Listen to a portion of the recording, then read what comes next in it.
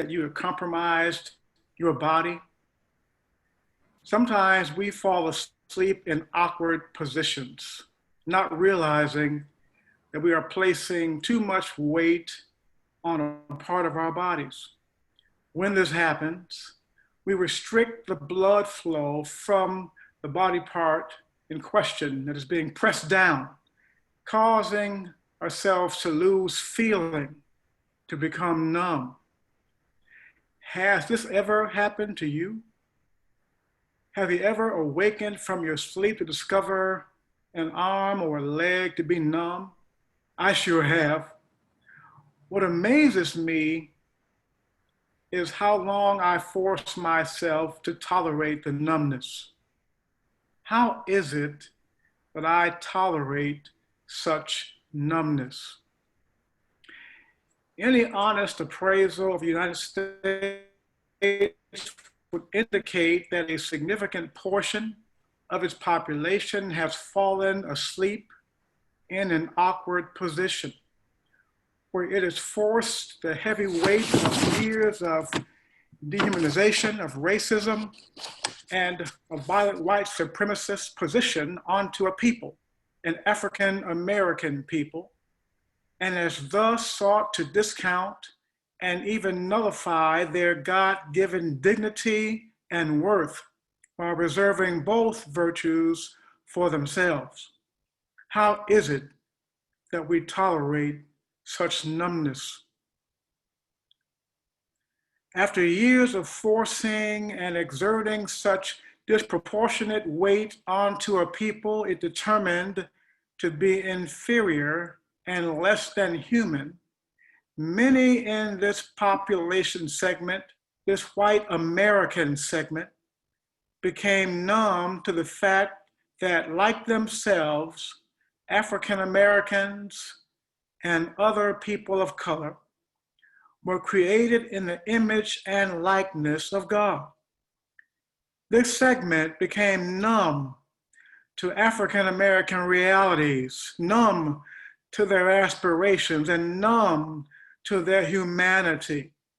In their numbness, this population segment, this white American segment, learned that it could excuse itself of its hostile and violent actions through creating God in their own likeness, with white images of Jesus and God's people, while redefining racism to mean only the use of a profane word, but not the profane use of power.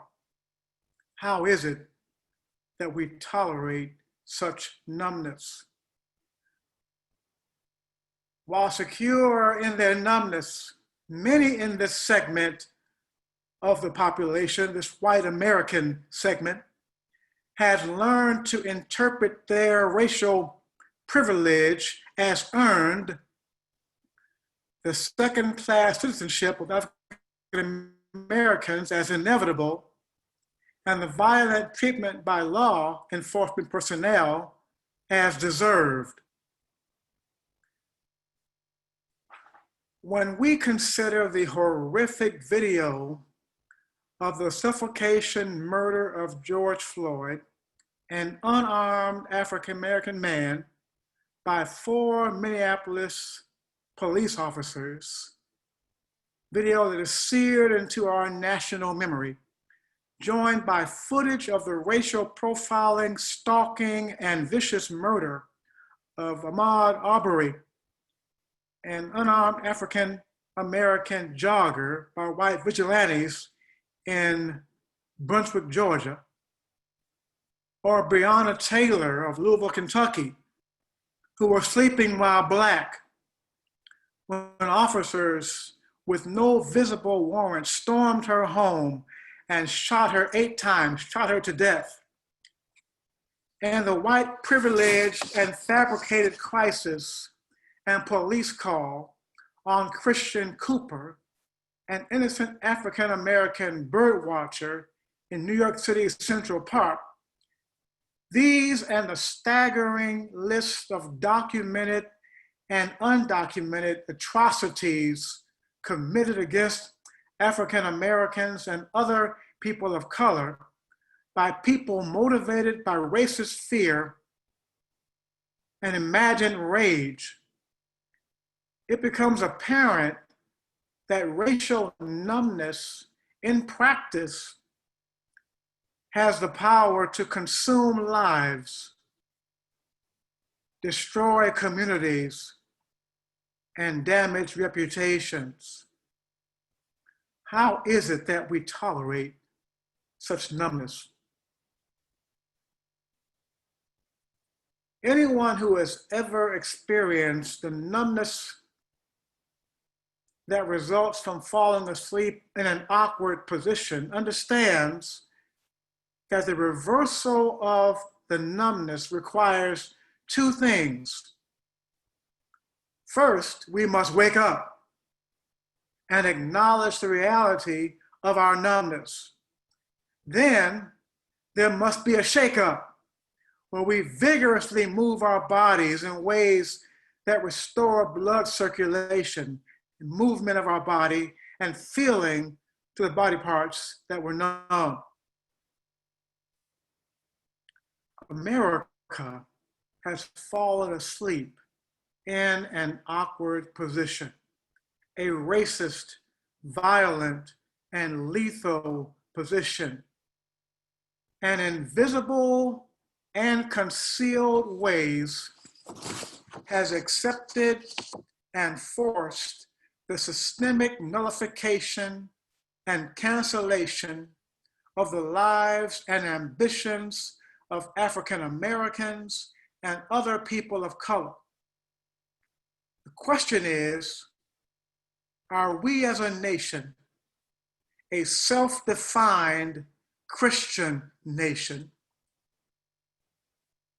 determined to wake up from our privileged slumber and then permit our cultural, religious, economic, political, and criminal justice systems to be shaken up and transformed into agencies that ensure justice and the pathways toward human flourishing for all?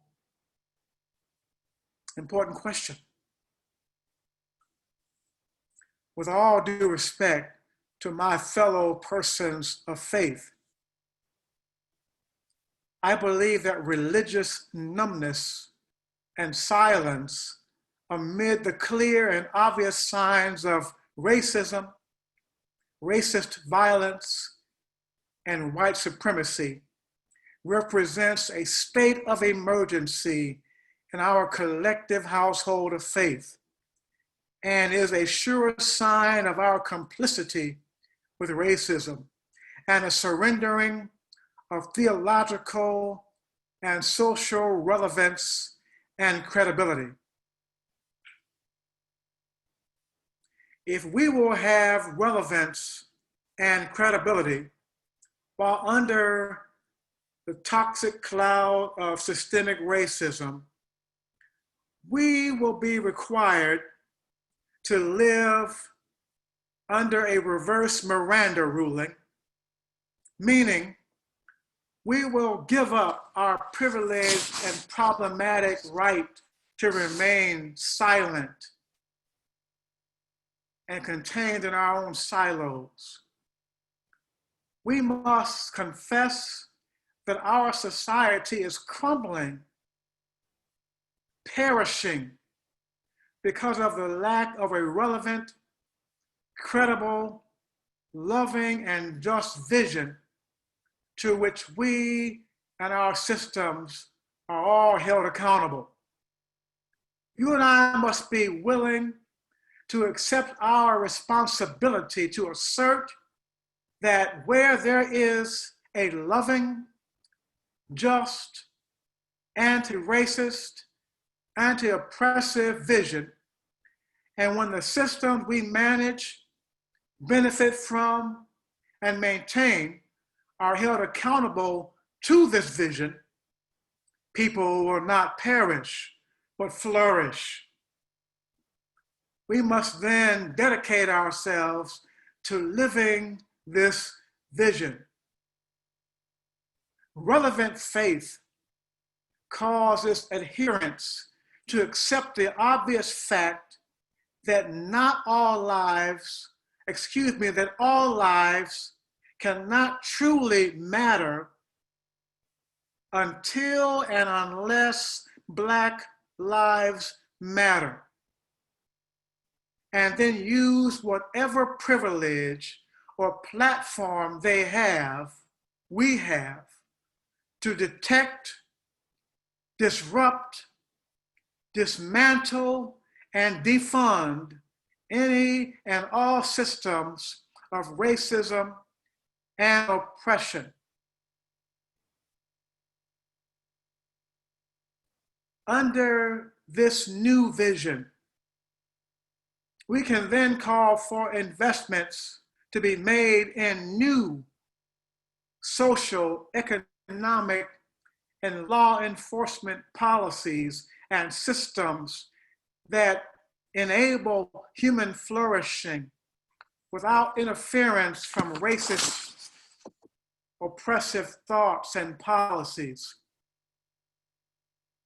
We can invest in policies and systems where everybody is honored, anybody can be respected, and nobody is trivialized. As a Christian, I hope that during this season of Pentecost, more and more of us self-described Christians will allow the Holy Spirit to wake us and shake us to the point where we are willing and engaged participants in the transformation of the nation into the beloved community our faith systems inform us it could be and should be. I hold the same hope for people of all faiths and people of no faith. However, my friends, let us be advised. People protesting in the streets, as I am speaking to you just now, are telling us they are not willing to wait for us to wake up. Instead, they are committed to waking us up and to shaking us up by any means necessary. How long will we tolerate our numbness? Amen.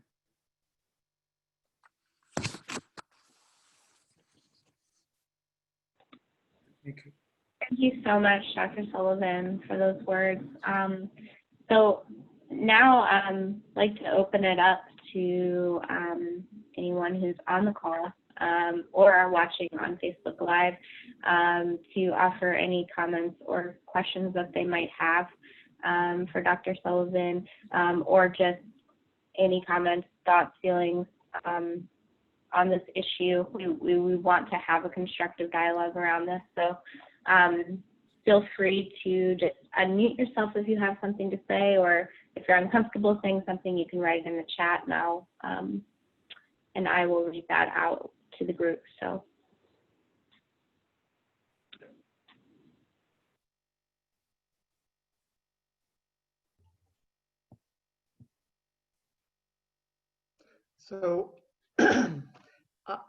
there was recently an incident in Oxford, and it involved somebody of public significance who used a racial slur. And I was listening to different members of the community who were people of color, and some of them were expressing that they didn't so much want explicit retribution in terms of them being fired from their position, but they were really interested in the fact that they just wanted to know that this person was out there so they could act accordingly, that they could know that they might be treated unfairly in their position. But I also heard the other side, and I was wondering how you felt about that. Sorry, that's a little bit of a pull away from what you said, but it relates to the bigger picture, and it's something that recently affected our community. So I wanted to get your opinion on it if I could. I don't think it's fair for us to expect people to become anti-racist overnight.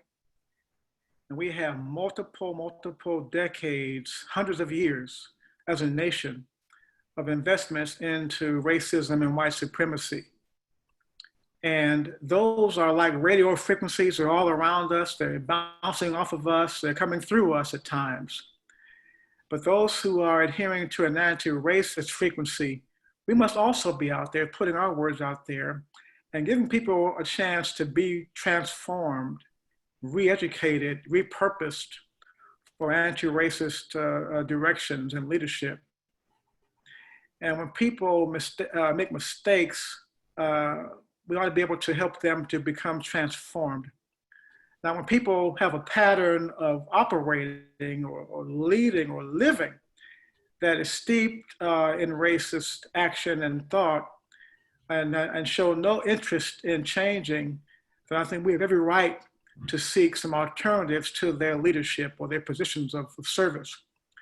But I would like to believe that even the hardest racist can be transformed if given the right leadership and the right services, and if he or she has a willing heart to believe in a different path.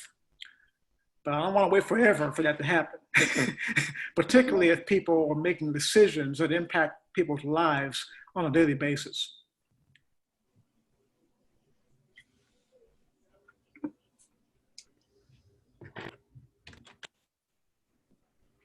And let me just say this too.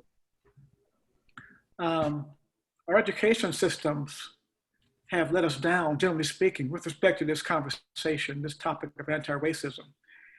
Many people don't know the truth about our history, why things are the way they are.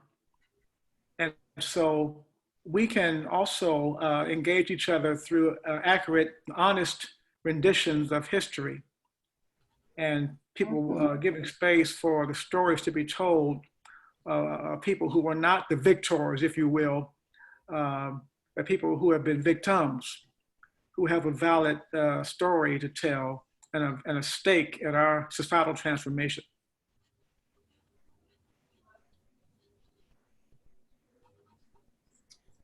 Hi, this is Liz Wodel, and I have a family that has mixed race families, and we love it. But some of the things about racism make it really difficult for my nieces and nephews.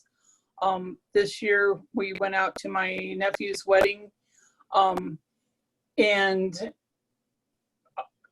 he was stopped for walking while black in the parking lot by a policeman when he got there and on the day he left our it was just incredible. Nobody else in the wedding party was hassled in any way, shape, or form. And the second time was disturbing because the policeman got really mad at him for nothing. And he went to the ground, and my daughter was with him and came charging up the stairs to let us know what was going on. And fortunately it diffused, but then he told us all about how his dad had the talk with him several years ago, and this is what you have to do if it gets threatening in a situation. And I just was aghast that he had to go through that on the weekend of a wedding. Just incredible. Yeah, I call this everyday racism. These stories happen every day. Every day. And he described it as something that happens all the time. Yeah, yeah. And these stories have to be told. And honestly, African Americans alone, or people who are biracial alone, cannot solve this problem. This is a societal issue. And that's why this talk I gave referenced silence, because very often people of goodwill and good theology are silent, and they just hope things are going to change, but have no investment, personal investment in things actually changing. And so things don't change. Mhm. I believe if people of faith said collectively we had enough of racism, then we would see racist systems beginning to crumble. But we haven't said that collectively, forcefully, and long enough to be willing to see change and to take people of color stories seriously and act on those stories. And if you're a person of color, you try to prove racism, say with a human rights commission of some kind, unless the N word has been used or somewhere in the minutes of an organization is documented that racist thought was expressed, if you don't have those two things working for you, it's hard to prove you've been a victim of racism. And we all know that body cam from officers is not always that which produces a guilty verdict from officers who engage in racist practices. The stack is, it's very difficult to prove people guilty in these situations because racist ideologies have set the odds against us. But we have to keep speaking out. Everyone keep speaking out, exposing racism, exposing officers like that, and demanding justice. Because silence is a friend of racism and injustice.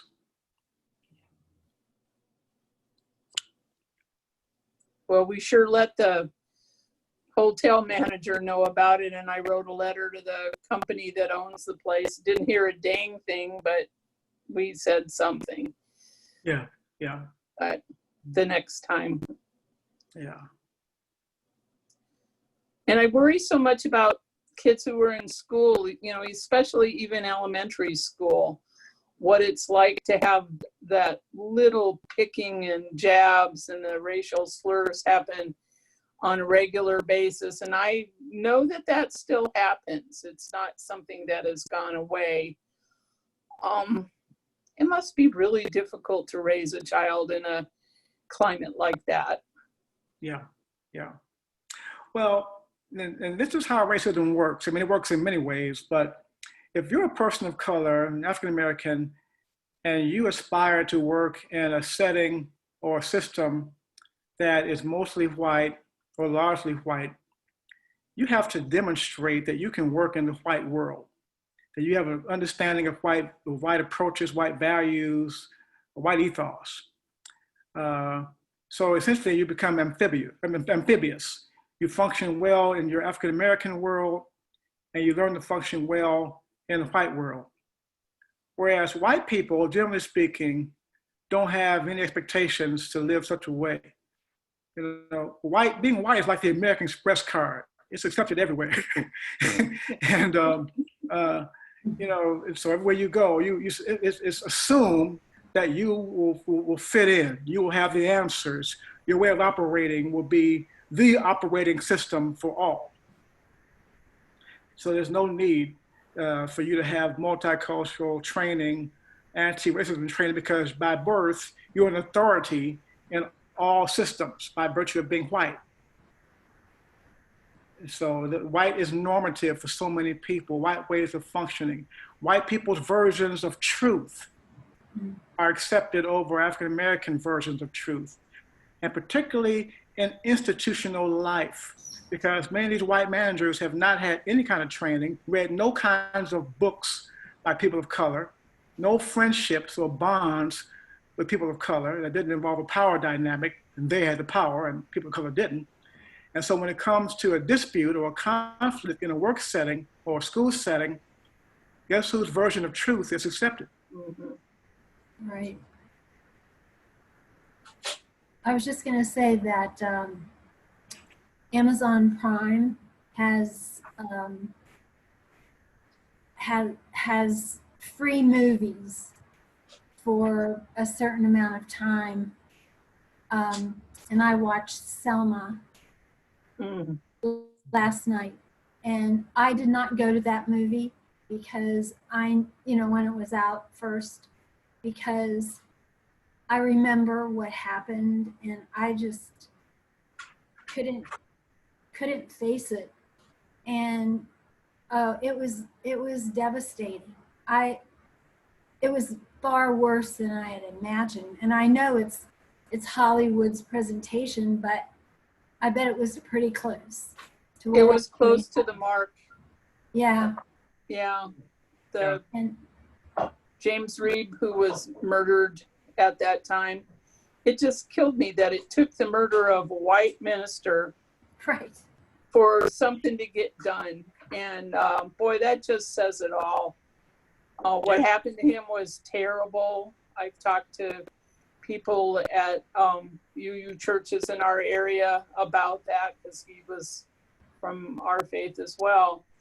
And it's just so ironic that obviously something was wrong, and yet it was his murder that helped spur that. I'm so glad that somehow we were able to make a little progress there, but it shouldn't take any death or murder. And that the people that murdered him were never brought to justice, as usual. Yeah. Reverend Doctor, thank you for being here. I don't want to be silent, so I'm speaking. Whether what I say is going to make any sense, I don't know. But I wonder what you have found works best when you contact silent white Christians to get them to really feel, to get us to really feel something that we have lived, that it is so normative that it's something that you wake up. You are so numb you don't know because it has been there since your toes hit the ground. Yeah. And a couple of things in my life. I started working for the YWCA in 1972 here on Miami's campus, and our role was to eliminate racism wherever it exists by any means necessary. 1972, I was 30 or something.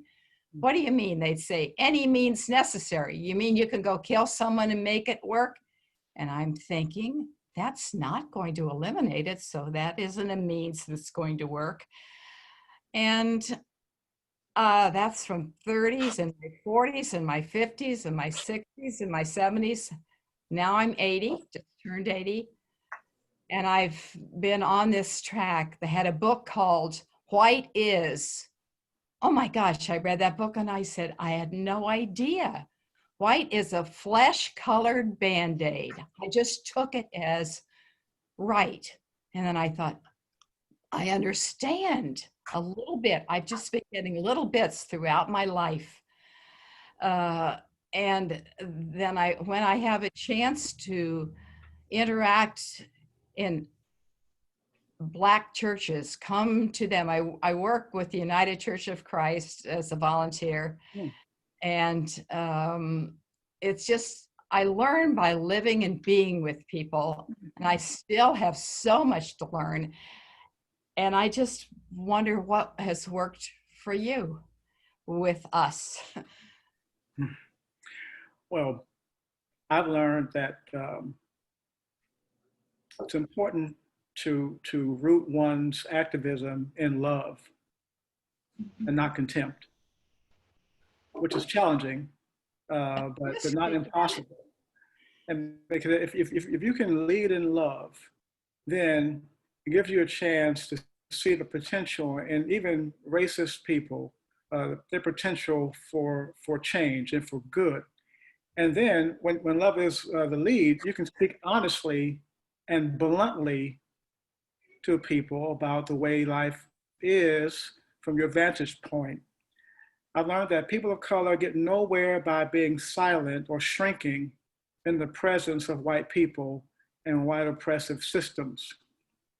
So I've learned to tell the truth and be honest about what I see, what I've experienced, and what I feel, particularly as it relates to the systems that are managed and governed by white people. And today, when I was speaking with a woman from local government who called me about my office and a paper, a report that was due, and she proceeded to tear down a person that I know who had worked with that office. And I said, excuse me, you are out of line. That you're telling me about this person is inappropriate. And it's not vital to our conversation today. And so you are acting in an inappropriate way. You must stop now. And she's a white woman. And so, I did that. And I think, I didn't I didn't know I'd say that, but when she voiced her went on the path of inappropriate behavior, I had to call her on it. And I think we have to call each other on racist action and well-meaning but racist actions, like the colorblind thing. I've given talks all over the country, and I've been told by people that they're colorblind. And I always say, well, I want you to visit my ophthalmologist because I like you to be able to see my color. It's beautiful, and choose to honor it, to love it, to learn my story. Because I'm not white. I'm not trying to be white, And I respect white systems, but I have my own system that works, and I will gladly share it, and we can exchange ideas, but it's not because yours is better than mine, or mine is better than yours.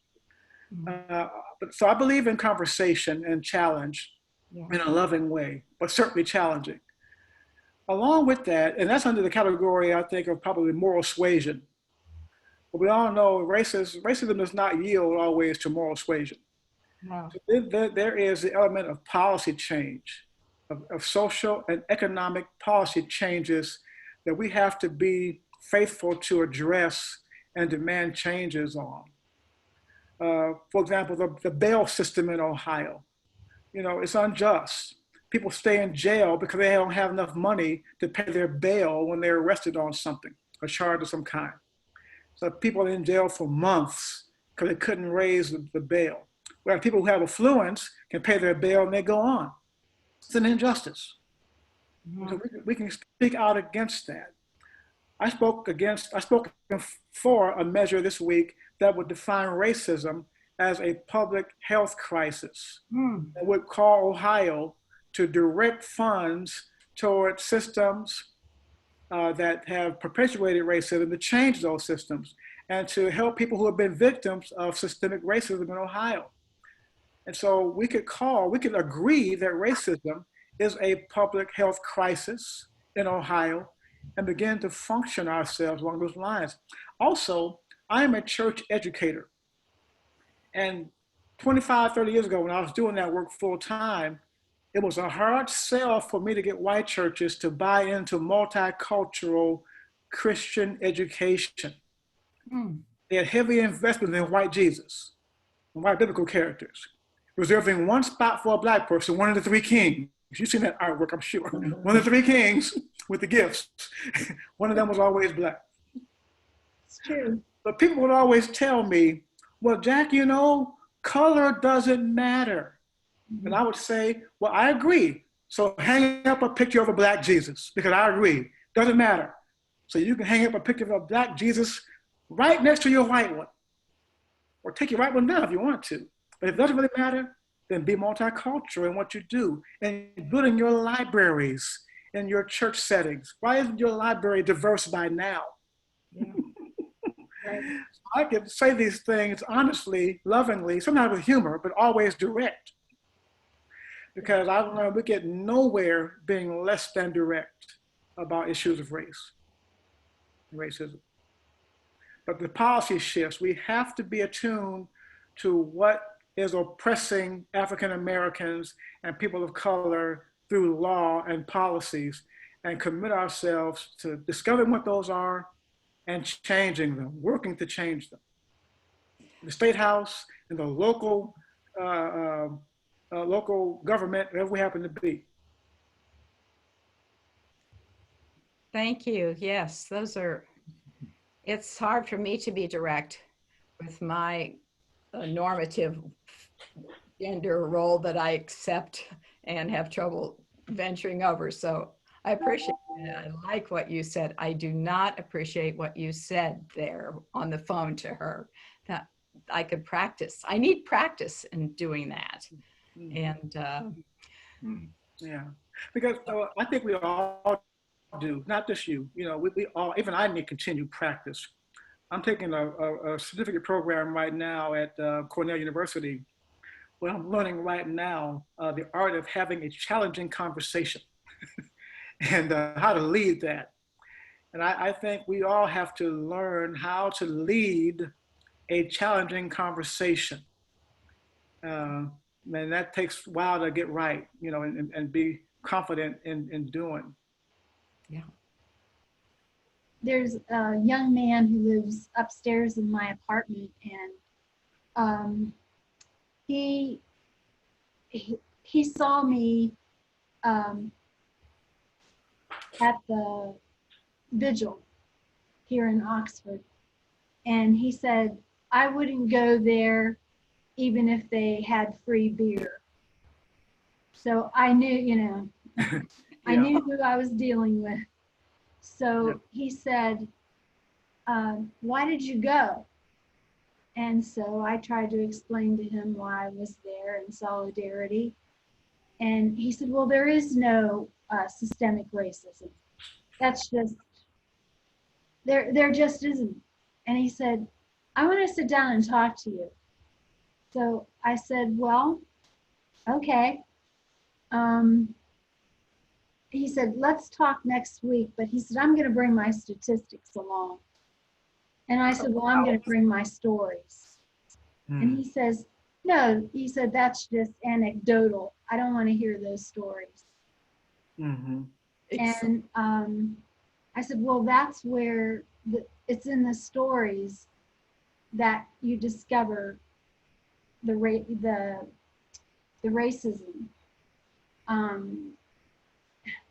So I don't know how this is going to go, but I told him I would like to talk to him, but it's going to be hard for me. Yeah, yeah. I believe it's going to be a challenging conversation. Yeah. Yeah. Yeah. But we must have them, you know, and you know, I think we have to continue to equip ourselves. You know, I just finished reading a book recently by Ibram X. Kendi, How to Be an Anti-Racist. Maybe some of you read that book. I recommend that you pick it up, read it, or listen to it on Audible or some other system. Libraries may have it, probably a waiting list for it. But it is the book of our times right now, How to Be an Anti-Racist by Ibram X. Kendi. And he unpacks what it means to be anti-racist. You know, people come up to me after I give talks and they'll say to me, well, I'm not racist. These are white people. I'm not racist. Well, Kendi's comeback would be, well, that's irrelevant. Show us how you are anti-racist. Yeah. What steps have you taken, actions have you taken that demonstrate you are anti-racist? You know, what small or what large steps can you take, have you taken? Now, we all know that from Bill Barr to people on the street, white people, generally speaking, have reserved the right to define racism however they want and conclude that it's not present in their systems. And so that's what Bill Barr did this week. He diagnosed it himself and confirmed that there was no racism in law enforcement, or systemic racism in law enforcement. And that's what white privilege affords people the power to do. They make their own weather, define things the way they want to define things. You know, interpret video the way they want to interpret video. But people of goodwill have to rise up and say, oh no, we have another point of view. We have a challenging point of view. We're going to voice it here now. People in the streets right now are saying, oh, we have another view of how policing ought to be, of how education ought to be. We have another view of economics. And one thing Kendi says in his book is that you really can't address racism without addressing economics. Oh, yeah. And you can't do economics without addressing racism. Those two are intertwined. They must be looked at together. Because economic systems are built on racism and vice versa. You know, what I noticed about the movie about Selma, the incident in Selma, is that Martin Luther King was focused on one issue, the voting right. And it seems like this time the issue that we're really honing in on is the justice system. But you're right. Without looking at the economic system, it's all like woven together. And there's just no way, I don't think we're going to budge until the economic system is really looked at and changed. Right. And I don't know how that's my problem, is that it all looks so big. Yeah. To me. It is. I would say, this is why I'm happy to address an interfaith crowd, but I'll speak to it from my Christian experience. I've been Christian all my life. I'm a professional church consultant. I visit churches and help them with their issues.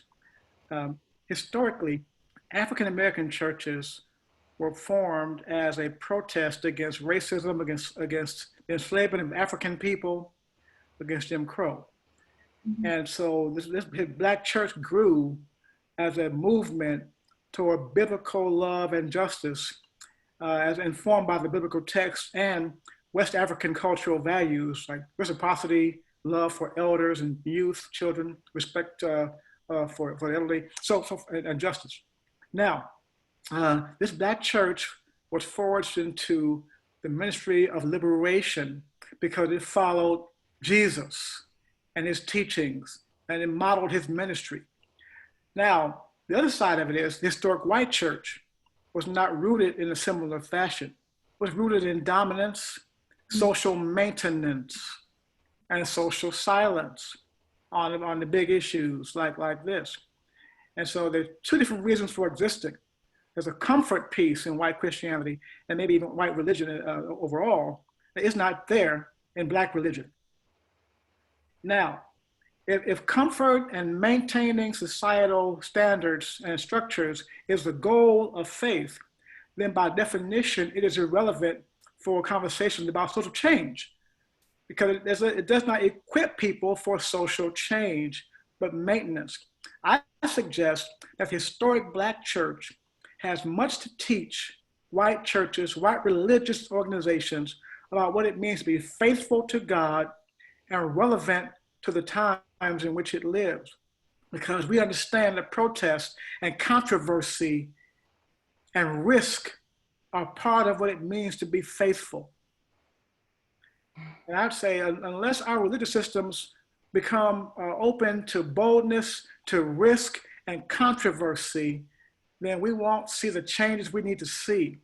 Because this is a multi-generational effort that we're underway. There's no vaccine that we hope to get for COVID-19. There's no vaccine that will cure us from racism. This is a multi-generational conversation and push that we have to be willing to commit to, for the rest of our lives, and teach people how to engage in this effort without giving up.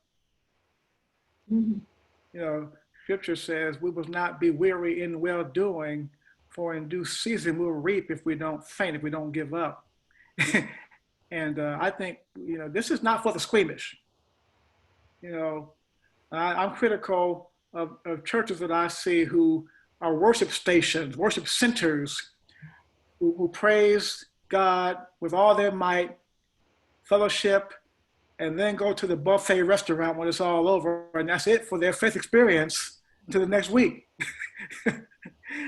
I like buffet restaurants, don't get me wrong. but I do think there's more to the story than that. How many churches have we been to that don't ask questions, don't shake the boat, don't rock the boat, keep it the way it is, don't change? Yep, yep. And this is a good moment for us right now with COVID-19, that pandemic, and the pandemic of racism. You know, so many churches exist without a clear understanding as to why they're around. There's no compelling reason other than tradition that keeps people going to the worship services, or at least watching them on Zoom, on Facebook. Tradition, very, very strong. But that some churches have no vision for life the way it may be. My professor of my doctoral work, Samuel DeWitt Proctor, the late Dr. Proctor, would say, we are to live in the subjunctive mood, meaning we are not confined by life the way it is, but liberated by life the way it may be, by the vision of life the way it may be. And that's Maybe, a good thing. I love that quote. I bet you're, Rebecca, maybe that person you meet is going to want life the way it could be. Yeah. So what about our governing board meetings and our religious organizations? If we went back and said, it's time for a relevant vision of what life may be, what we think it may be. And then we retooled ourselves toward working toward that vision. Every committee, every task force, whatever, was dedicated toward achieving that vision. Every time we met, we measure ourselves. How well have we lived up to the vision since our last meeting? Worship teaches us how to live out the vision. Fellowship, the vision. Bible study, the vision. You know, Lead this vision with of the new love. world. As you said, leading with love. Yes. If we had a vision like this, people would flourish. They would flourish, not perish. Mm. And then we go to the buffet restaurant together. Ooh. 6 feet apart. That's right. 6 feet apart with our masks on. Amen. Until we eat.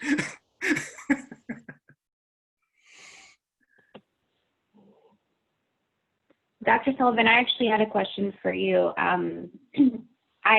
What I find often is that there's sort of a divide between white people wanting to not be silent, but also being very conscious of trying to not take up too much space, like white people overstepping and dominating the narrative. And I was just wondering your thoughts on how to, as a white person, navigate that balance between speaking out, but also understanding that our role is more supportive and not meant to not take over the narrative, as you know, as many people have brought up earlier in this conversation. So I was just wondering if you had any thoughts on that, an appropriate way to sort of respond and navigate that very complex situation. Yeah, that's a very good question. All of them have been. Because of the way our society has been structured, white people and white institutions, those who have been, if you will, enlightened or made some progress, open their doors and say, people of color, come be with us. You're welcome to be with us. So it's a great thing. But very often there isn't a direction toward the other, toward Black folks, white people joining and following the lead of African-American organizations and leaders. And so there's a natural tendency among many white organizations to think they are the leaders in everything. So on this, follow our lead. Follow our lead. Devote your energy, resources toward learning, hearing our stories, and following our lead. What we say the priorities are, the aspirations are, the hopes are, and invest in those. Let us do the lecturing and the teaching, because we have history on our side in terms of how we have worked for generations for change. Now we're continuing to work for change, and we'll follow our lead. Trust our institutions, you know.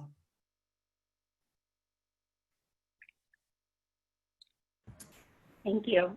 Does anyone, Becky, did you have something? Yeah, I just wanted to say that, well, I'm a Catholic, so we say all kinds of nice things on paper and in our documents. And I taught in a Catholic school all my life. And I think it was in the 70s that the bishops came out with another beautiful letter about racism and about our position around housing, banking, everything. And we were put into groups to discuss the document. And of course, white privilege was a big topic. And there was so much resistance around, like people cannot see the white privilege. I couldn't believe it. And these were men. The men teachers seemed to be the meanest and the most closed. That's a judgment, but I think it's true. And I found that in teaching also. That is the hardest thing for people to realize, that they are privileged and we're treated differently. I mean, we have the power. Yeah. And they can't, there's numbness, there's blind spots, and they're really hard to break. Yeah. It's a tough one.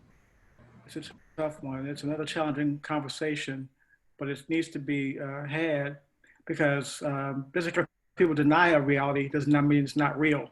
And you know, and by virtue of having white privilege, they can offer a denial. You know, they can deny it, even though some of the same people who say it doesn't exist, when they see me coming at the grocery store in the parking lot, will double click their doors on their car, or double clutch their purses, or double check their wallets to make sure they're still in place when they see me coming. And I'm in a business suit carrying 3 bags in both arms. I'm a threat to them. But they don't see their privilege, you know, but they can see me as a threat. And they can be in a business meeting and make a decision based upon their sense of me being a threat. No evidence that I've done anything wrong, just because of my skin color, I'm a threat. So they can make a decision about hiring me or firing me or discounting me, and they'll say, well, I'm not racist. We'll just shake our head and say, oh, really? I know. We had a lot of circles, conversation circles back in the day. And I remember this one fellow said he came home from work. He was all dressed up, suit, tie. And he stopped at a gas station to pump his gas. And there was a lady there who asked if he would pump her gas, assuming that he worked there, you know, and that he would pump her gas. Yeah. But then there was also a young man who was African American who told a story about getting on an airplane, and you know how the pilot and co-pilot sometimes stand up there to greet you as you come in on the airplane? Yeah. Well, there was a black pilot, and this gentleman said to himself, I wonder if this guy could fly this plane. Mm-hmm. I felt, oh my goodness. Yeah. Yeah. That's part of it all, you know. Self-doubt. Yeah. Yeah. It's everywhere. It's everywhere. And we just have to lift up our antennas a little higher to detect it, because if we're not used to detecting it, and then we'll discover it's places we never even thought. Right. And that's why I think that whatever institution we are part of or we manage needs right now to have anti-racism as a priority of the way it operates, and to have its staff members and volunteers trained in anti-racism, illicit bias training, those types of formal educational tools that can help us to decompress, to detect racist, oppressive ways of functioning and change them. Even who we give contracts to. Who do we award contracts to? Do we seek out people of color businesses for that print job or for that catering job or whatever the job happens to be? When we have job openings, do we make sure that people of color networks receive those announcements? Do we make sure that the pool has people of color applicants in it? Do we make sure that when a person of color is called or hired into a mostly white organization, that the organization undertakes anti-racism training with that person so they'll be on the same page, and there'll be anti-racist accountability systems for white managers, white colleagues, to make sure that the playing field is just. And when there are conflicts, there won't be an automatic assumption that the African American is wrong or their way of operating is wrong. I've pastored 2 white churches.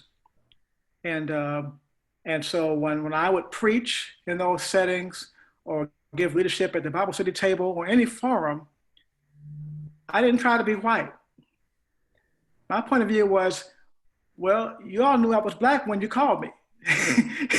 So that's no secret. So don't expect me to be anything that I'm not. I will be who I am authentically with you. And so my ethos, my understanding of the gospel, of the text, of why we're church, they're going to be on the forefront of how I lead. Now, am I going to battle you with that? No, but it'll be apparent. And I expect us to have healthy exchanges about what this means for us as an organization. Because once I'm there, we are a new organization. We're not the same old white group. We are a new entity. And so we have to act like that, prepare ourselves to function that way. So when the white leaders from that church go to their family settings and somebody says, you got that Black pastor, they say, yes, we do. And, and we're learning to be church together. It takes some boldness. This is not an hour for the squeamish, I hate to say. But having said that, whether you're an introvert or an extrovert, there's a role for you to play. Whether you're louder or quieter, there's a role for you to play in this effort. We all have to play the role. We have to decide, all of us, to use whatever style, whatever giftedness, whatever platforms we have in this effort. We just can't go back to whatever normal was, because normal betrayed us. Normal did not work for Black folks, people of color, and even white people. It does not work. We need a new norm. We got to defund the old way of operating and fund the new way of operating for these times. And for the future we say we really want to have. If we really want to have that new future, then we have to admit that this is going to take some work from us. Some assembly will be required. Also, some disassembly will be required. First, we've got to commit to this. Black folks have been committed to this for generations, for decades, hundreds of years. It has to be a collective endeavor now if we're going to really change the system. Otherwise, we're all going to perish, I believe.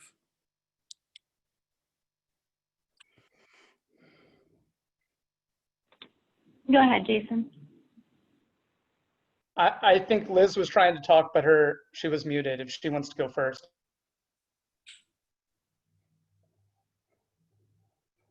Okay, I'll speak up. Found it. I want to thank you first because I love hearing you talk, and I think we should have you back every month, just indefinitely going forward. Thank you. And I have a lot of questions, but I'm going to bring up one because you just kind of hit on it. I think a lot about how tough it is growing up, period. Like even as a white person and living in this world that is meant for white people, that is the default setting for everything. And I think about all the pressures and how kids are trying to define themselves and figure out who they are. And I start to think about all the added pressures of being a person of color. And you can't really express yourself and your cultural identity because there's all these expectations to live up to this white world, this default setting, and how inauthentic it would feel to live up to these other expectations in terms of everything, in terms of like code switching. You know, you have to adjust your language, you have to adjust your mannerisms, you have to do all these things that feel like you can't be yourself just to move up in the world and gain some respect. And that's hard enough in itself, along with all the other stuff that happens in your youth where you're trying to figure yourself out. Can you speak to that at all? And one of the problems is it's sort of self-fulfilling prophecy, because to get anywhere, they have to hit those expectations. But every time they relive those expectations, it reinforces that that's what's expected. And yet when they break those expectations, they're often punished for it. And so it's self-fulfilling and kind of a recursive thing. And I'm wondering how to break that. And I know a lot of that starts with white people being accepting of this, but do you have any thoughts on that or suggestions for both white people? And even though we have a very white crowd here, you know, what's a young Black male to do to get through this? How did you get through it? You know, how did you code switch if you had to? Can you just speak to any of that? Because I find it really interesting and such a tough situation, both for the individual and for society as a whole. Thanks. Sorry, I know that's complicated and long. Yeah. Well, thank you for the questions. I know that my generation, what I think among the very first to benefit from the civil rights movement. And so my parents had not gone to college. In fact, they had not finished high school, but they were determined that I would be the first one, or I would go to college. I have an older sister, but I was the first to go to college from my family. And my sister and I, we both were invested in. I was in church growing up. And our church had a civil rights understanding and background. My mother made sure we went to Freedom School, and we learned the ethos of Black progress and committed ourselves to that early on. I was in the Boy Scouts, so I learned the importance of leadership and also being a person of honor and integrity. And you know, I'm not perfect in those, nobody is, but I learned all these things growing up. It's kind of like soup, you know, my family, you know, put me in to benefit from all these influences.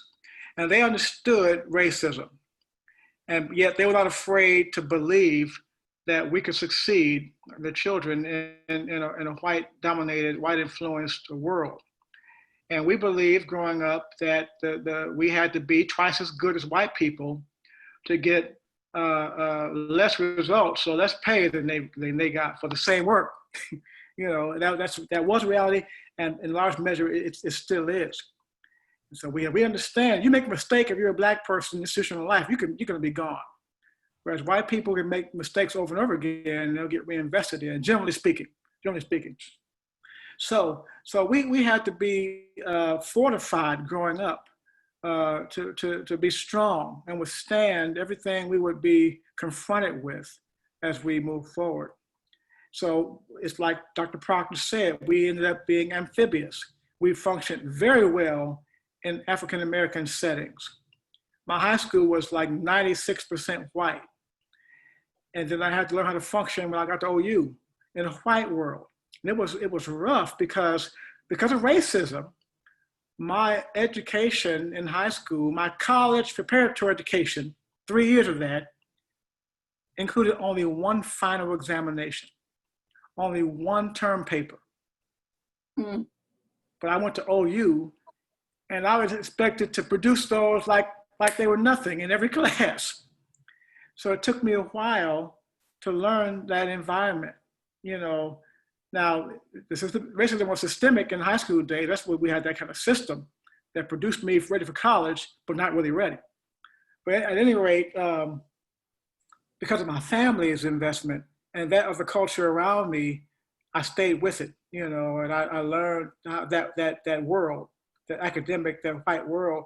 I learned how to thrive being the only Black person in a lecture hall with 50 white kids from all over Ohio and the country. You know, none of them understanding very much about Black people, except what they saw when they watched the NBA on Sunday afternoons or NFL games. You know, that's pretty much all they knew, or certain entertainers. It's pretty much all they knew about Black life. And so it had to do with being how we were brought up and what was invested in us. Now, generally speaking, my understanding, generally speaking, is that many whites were brought up, many, not all, were brought up to succeed as well, but didn't have the benefit of a multicultural, anti-racist upbringing. In fact, some grew up with hostility, racial hostility, and took that with them to college.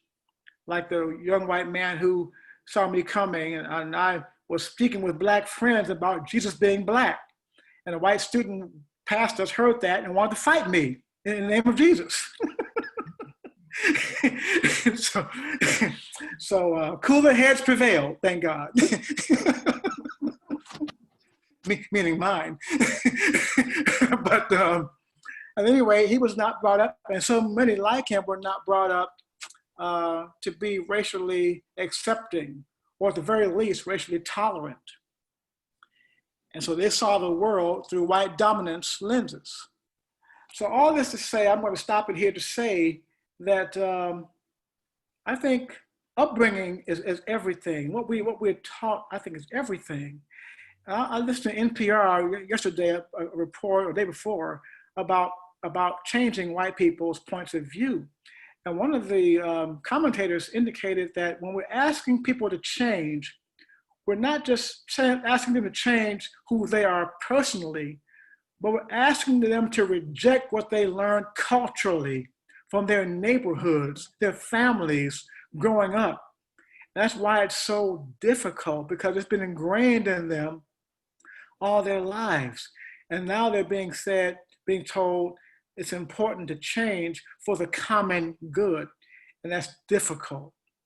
So we have to be patient, but also persistent in expecting and nurturing a new way of living for people, to let go of their anti-oppressive ways of operating, let go of those Thanksgiving settings where uncle or aunt will tell racist jokes and stories. You know, we have a new way of operating and living that is uncomfortable and bold and risky. We may lose family connections that we hold dear. You know, it's just that stark. And yet we must embark upon these new pathways if we're going to see change. And so I think that's why multicultural education is so important. People think it's an act of being politically correct. And I always say, no, it's just being correct. It's being morally correct, because it speaks to the culture, the world we want to see, and invest in seeing it to come to pass. And it's the kind of thing that brings art and literature and music all together in history. The multicultural part is what can help us see us with all our differences and all our similarities. Yeah. To not talk about them, we're losing something. Yeah. Yeah, and we need accountability in our systems. you know, in my denomination, we've made it so ordained and commissioned clergy, to keep the ministerial standing, must submit to anti-racism training maybe every 2, 3, or 4 years. Well, it's wonderful. That's the clergy. But often the lay people, who in many settings really have the power, are not expected to have that kind of training. People who manage those systems are not given or expected to have that training. And so clergy have all this important systems change training, and yet people they're accountable to in their settings don't have it. And so nothing happens. Systems don't change. Policies don't change. The training's so important. If people are investing a lot of money in training programs and creating policies, but they don't implement them, all that wisdom is lost and it doesn't help anyone. Yeah. Well, yeah, and see, it's hard to implement if your governing board has no commitment to anti-racism. Then you end up preaching it, and white clergy are still being fired for being prophetic, for still talking about justice. So they have to decide, am I going to talk this way and risk my job, or am I going to keep quiet and keep this training to myself, and I'm going to comply and have the training every 3 years, but I won't really use it all that much in my setting. Because in some settings, there's no accountability, no demands or expectations that the lay people and clergy who are on these governing boards, who make decisions, have that training. So if we're serious about anti-racism, governing boards need to submit to anti-racism training, and they'll then build in some accountability. If we really are, if we're serious about being accountable, have the NAACP evaluate us at the end of the year. How do we do with being anti-racist? How are our policies? Are we still hanging up a picture of white Jesus? Do we still have a white ethos in terms of how we function? What about our staffing? Who we give contracts to? The curriculum that we use to educate people about the faith? The libraries that we have, how diverse are those now? How are we partnering with churches or other groups of color? Are we learning from them? What about those kinds of ways of accountability? I've learned that without accountability, we're not going to get very far. We're just not. We have to have some system that holds us accountable. Sorry, that was great. Those recommendations were fantastic. And the way you answered the previous question was really good, but I wanted to dive in that a little more if that's okay. So like, you're talking about how now you are often a reverend for white churches and you can be authentic, but you also talked about how, you know, you're skilled in being amphibious because you were forced to. And I was wondering if you felt inauthentic when you had to be amphibious, you know, and how you got over that, because it sort of creates, I would imagine, some sort of cognitive dissonance that you have to act differently to impress different groups of people, and how I could imagine that might feel fraudulent to have to do that and not be yourself all the time, to have two of you, you know? Yeah, that has been a challenge, you know, especially in places, well, I've been in Seattle, for example. I lived in Seattle for 10 years, almost 10 years, and I had a job out there with white church bodies. There wasn't always an African-American community for me to be grounded with in those settings. Being authentic means being grounded in one's culture in a way that nurtures and supports that person. So if I'm in a mostly white setting and I have no Black groups to be with, to be nurtured by, then it can be isolating, very, very difficult to be authentic. So I've learned over the years to connect with Black organizations everywhere I go, if I'm in a predominantly white setting particularly, and to make sure that I'm nurtured, I'm in that pipeline of support and sustenance so that I can be as authentic as I can be in those settings, even though I'm not being nurtured in those settings for who I am culturally speaking. So I go to a white church to visit, or I pastor a white church, where I know I'm not going to hear music the way I'm used to hearing music. I'm not going to hear emphases that come from my Black church settings, but I can still insert those as I give leadership, and they will apply if I work hard enough to make them apply to the settings that I'm in. So it takes some skill and patience to be able to be authentic in white church institutional settings, but it's not impossible. But you have to be grounded. If you're not grounded, then it's easy to blend into the white scenario and be lost. Could you have gotten to where you are today if you were the same person all the time in your youth? You know what I mean? You talked about how you had to be amphibious. If you weren't amphibious, could you have gotten to where you are to the point now where you can be authentic? It's a good question. It's doubtful. Doubtful. And I think I've lost some things by being in white church settings that have been difficult to replace or gain access to. The question would be, well, you know, I've been through all these academic programs and had these experiences. How well am I relating to Black folks, Black communities, Black institutions? Am I using my talents in those settings, or am I using them all with white settings? And that's the challenge if you're African American and you work in a white setting. You know, how do you give back to your own culture? How do you support people who supported you growing up? So I think chances are, if I hadn't been amphibious, then I probably would not have been in those roles as regional minister of two mostly white regions of our church, or pastor of two white congregations. Maybe not, maybe so, I'm not sure. But I do know that being in those settings required some real skill and agility and support that I was able I grew into my roles in those places over time and became more and more authentic as time went by. I wasn't as skillful and good at it from the very beginning as I was as I grew and became more nurtured.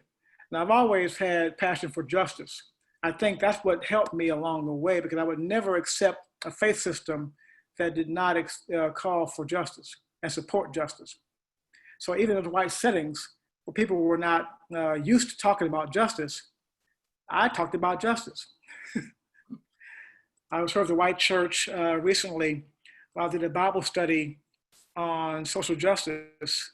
And after one of the classes, a student, they were all white, came to me and said, "Reverend, I've been doing Bible study for 40 years, and I've never understood until now that the Bible was about justice." So had I shrunk in that setting, maybe I wouldn't have taught about justice. He'd never known. But because of who I was and the investments in me from my family and my culture, I taught justice. And thank God this person picked up some insight that he would not have had normally. You never know. So who I would be right now, who knows? But because I am where I am, you know, I'm like Queen Esther. You know, I've got to take advantage of where I am for such a time as this. You know, and I'm asking so much about it because I don't think I could have done it if I was in that situation. I know how rebellious I was, even as I fit the norm, and having to do all these different roles and to feel like I couldn't be myself, I would just rebel. And I think all my skills and whatever I had to give society would have been wasted. And so I don't know how you managed to do it. And I think it's unfair that we continue to put people in this position. And so I just wanted to really hear how you managed to do it. So sorry, I don't mean to steal the whole show. I've asked the last 3 questions, so I'll let other people move on. That's a good question, though. That was a very good one. Well, let me say one other thing. Sometimes, well, in my history, white people have expected me to solve the race problem. Expected me to bring in anti-racism, this or that. And I would say I grew to be able to say to them, that's not my work. That's our work. So don't expect me to be the savior of the organization by making you look good because you called me to be your pastor or your regional minister. If we're going to be anti-racist, we have got to do some work together. But I'm not going to be the standard bearer to prove you are anti-racist or to help you get it. We can study together, but I'm not I don't have the magic pill for you to emerge as anti-racist. So commit with me to a pathway where we can grow together, but I'm not the savior of the organization in terms of race. And none of this should be your burden. Yeah, exactly. And I would say it was quite difficult for these white institutions, particularly the regions I serve, the congregations not so much, but the regions, to accept this. They thought that calling me as regional minister, was to prove they were not racist. And I think many of them learned that they had a long way to go. Calling me was just the beginning of the process, not the end. And only if that wasn't tokenism and they really meant it to begin with. Yeah, I think that some of them meant very well, some had no clue. Yeah. Because they hadn't had the training.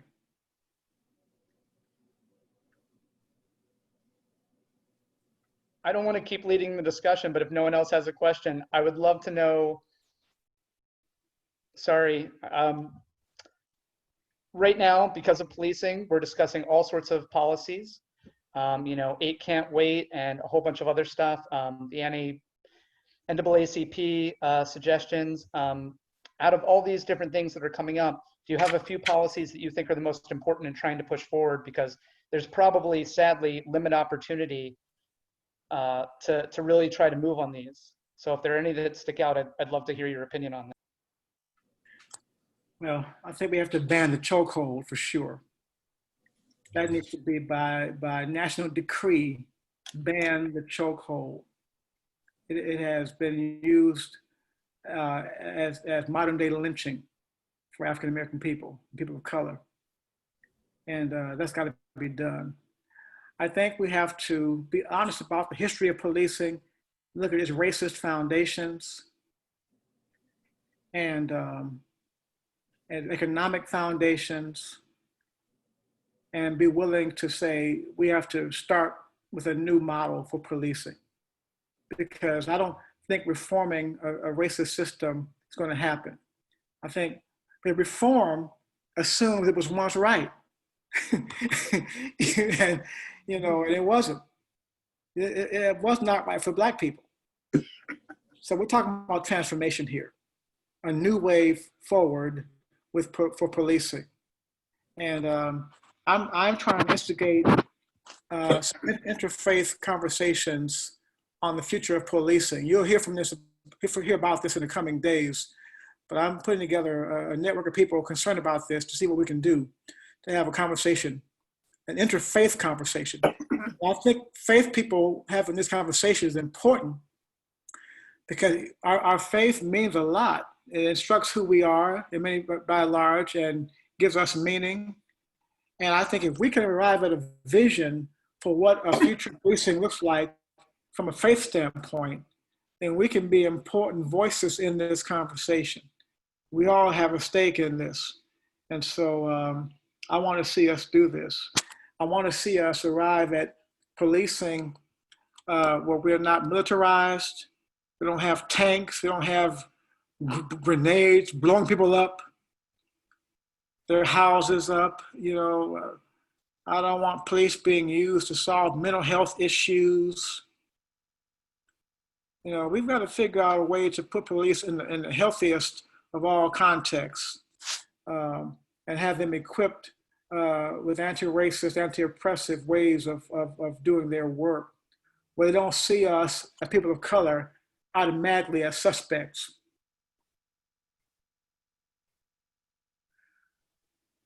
You said the history of policing. Can you talk more about what you mean by that? I'm learning more about the history of policing with respect to being in police forces that were supportive of white property owners, white wealthy persons, functioning as a militia to keep everybody else in check, including Black people. I'm learning about this. I'm reading documents now about the history of policing in our country, so I'm not going to say much more about this, but I am going to say that racial overtones in policing are not new. They're not new. And so I think we need to commit ourselves to studying the history of policing, what it was used for in the past, how racism became synonymous in many circles with law enforcement, keeping Black communities in check, and then determining how we can build policing that does not have that kind of history. So I'm going to continue my reading on this, and I encourage all of us to do this.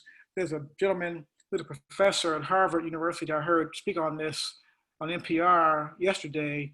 He's written a book on this topic. I wish I remember the name of the book, but I don't.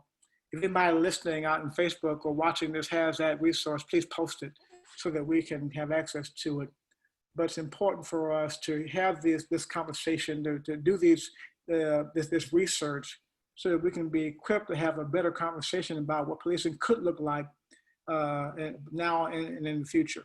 But I do know that in many cases, when police show up and they see African Americans, the assumption is we're in the wrong. Not all cases, but in many, the assumption is we're wrong, we're guilty. You know, sometimes we're the ones that call the police on someone else, white, and police show up, our hands must go up in the air as if we're the guilty ones. Okay. We're a threat even when we have no weapons. We're running away from the police and be shot in the back, and officers who do this are not charged. So the history, thank you. The history to me is important because so many things happen without we white people knowing it, and then it becomes real and the right thing. And it's interesting to take off the emperor's clothes and see some of that. I think it's most important really to look forward, as you say, to look to see what do we want it to be. Yeah. If you had training from Crossroads, the racism ministry, you know that Crossroads says that until 1940, every public institution in our country was steeped, informed, influenced by white supremacy. Yeah. And so we can't expect that since that time for things to have changed dramatically. They have not changed completely. They have changed in many respects, but not completely. The toxic residue of racism remains with us in our institutional life. We assume things to be normative when they really are not normative to Black folks. They are the white people. In here. Like the artwork, you know, the values, the ways of functioning of society. Reverend, Even on the mundane thing. Yeah, go ahead. Please go. Reverend Sullivan, you mentioned Crossroads training. Yes. I'm from Pittsburgh, and Crossroads came many times to the seminary there, the Protestant seminary.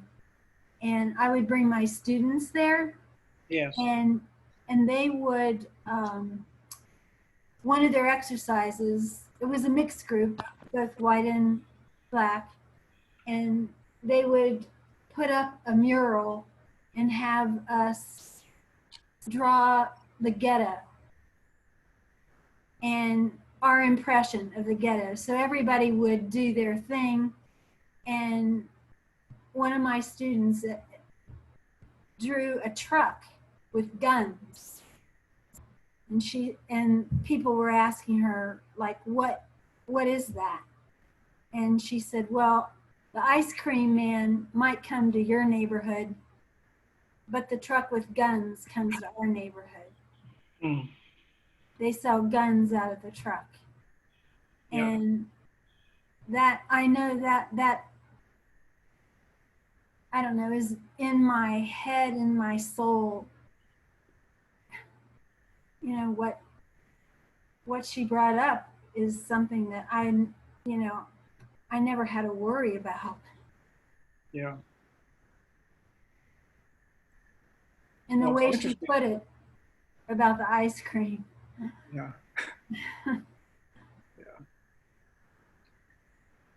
It's interesting that guns could find their way into black neighborhoods, but jobs couldn't. Yeah. You know, drugs could find their way into black neighborhoods, but jobs could not. Mm-hmm. You know, and redlining, of course, contributes Oh yeah. to these conversations. You know, so people just assume things are the way they are because they were inevitable, and not by design. And I think racism and racist thought led to the design that we are operating out of right now in so many ways in our society. And so we must not assume these things are they just happen, but they came about because of decisions people made under the influence of racist thought, which is a sobering reality, but black folks live with this reality every day. I'm rethinking my statement about the emperor has no clothes. I think the emperor is dressed. And we just got to see it. And you know it. Yeah. Yeah. Yeah. That's why the faith community is so important in this conversation. You know, we have resources in our faith systems that, when used for the common good, can change society. Like what I do with the death penalty, for example, if Christians decided in the morning that there would no longer be a death penalty, if Christians alone decided that, then by evening there'd be no death penalty. It'd be over. In a matter of days, even it'd be finished. But Christians have not made the declaration. And so with racism, if people of faith across our land decided we'd had enough of racial profiling, discrimination, violence, all these other things that take place under the banner of racism, we would see change. I'm hoping that we'll see it because the voices for change have become louder, more plenteous, and more diverse. Mm-hmm.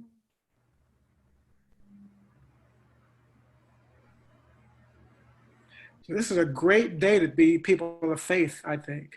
You know, but like I said earlier, some assembly will be required, you know, and accordingly, some disassembly will be required as we move forward.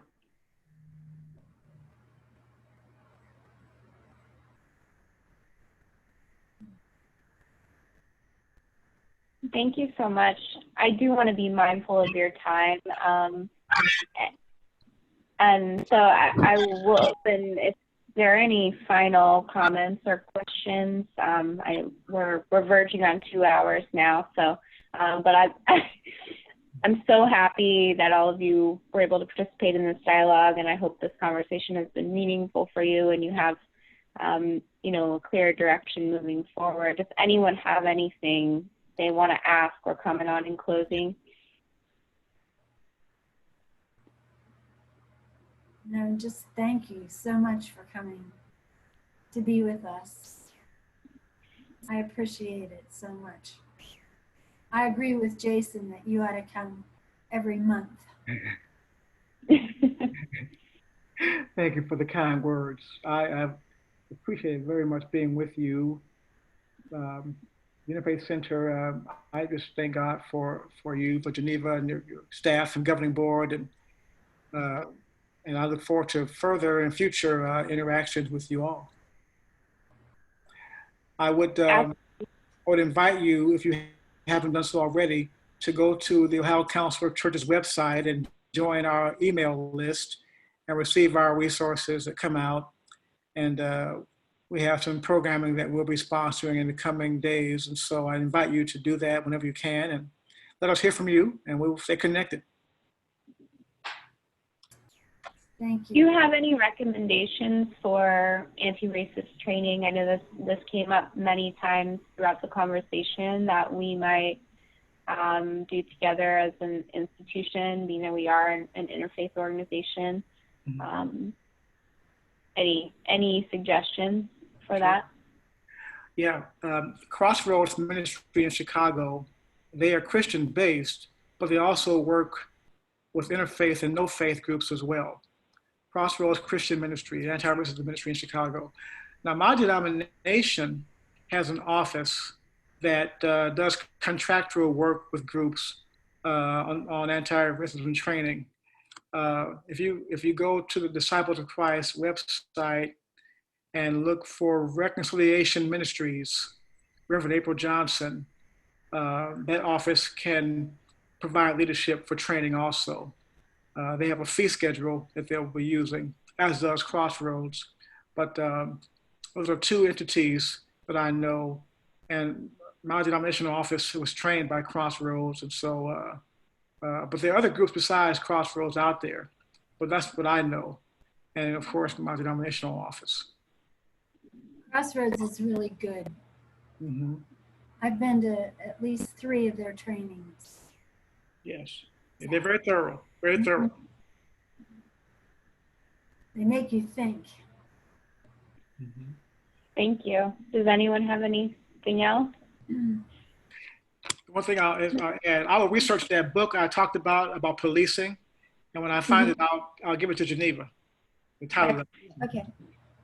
Yeah, thank you. And I can definitely send a resource list out to everyone who's interested. I know you mentioned another book earlier in the conversation as well. So yeah, what was that? Was it against racism? How to be an anti-racist. Yeah. I want to know that one. And I'll tell you something too, just as a quick resource, a 25-minute commitment. Google James Baldwin, Black Lives Matter.